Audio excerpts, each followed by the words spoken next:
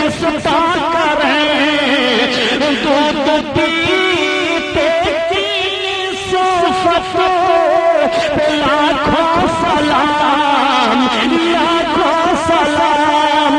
اللہ اللہ، حضرت حلیمہ سعدیہ سرکار کو اپنی گود میں لے کر کے بیٹھی ہوئی باتیں کر رہی ہیں۔ نبی کی ماں ارشاد فرماتی ہیں اے حلیمہ سنو، یہ میرا بچہ عام بچوں کی طرح سے نہیں ہے۔ حلیمہ سنو، جب میرے بچے کی ولادت ہوئی ہے تو جس طرح ماؤں کو تکلیف ہوتی ہے بچوں کی پیدائش پر، مجھے تکلیف کا کچھ احساس نہیں ہوا۔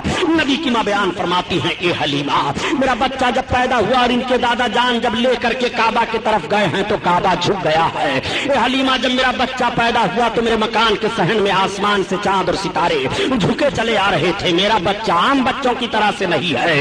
حلیمہ سے حضرت آمنہ خاتون بیان فرماتی ہیں اے حلیمہ، جب میرے بچے کی ولادت ہوئی تو اچانک میرا بچہ میری گود سے غائب ہو گیا۔ ایک بادل کا ٹکڑا آیا اور اس میں میرا بچہ چلا گیا۔ تھوڑی دیر کے بعد آواز آ رہی تھی، یہ امام الانبیاء ہیں، مشرق و مغرب کی سیر کرا دو، سارے عالم کو انہیں دکھا دو۔ اور اس کے تھوڑی دیر کے بعد وہ بادل کا ٹکڑا میری گود میں آ گیا، میرا بچہ میری گود میں آیا۔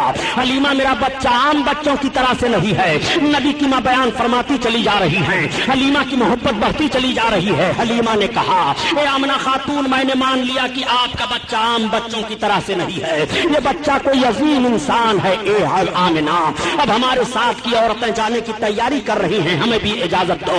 نبی کونین صلی اللہ تعالی علیہ وسلم کی ماں آقا کو اپنی گود ملتی ہیں اور لینے کے بعد پیار کرتی ہیں، اور اس کے بعد حضرت حلیمہ خاتون کی گود میں بھیگی پلکوں کی چھاؤں میں دے دیا۔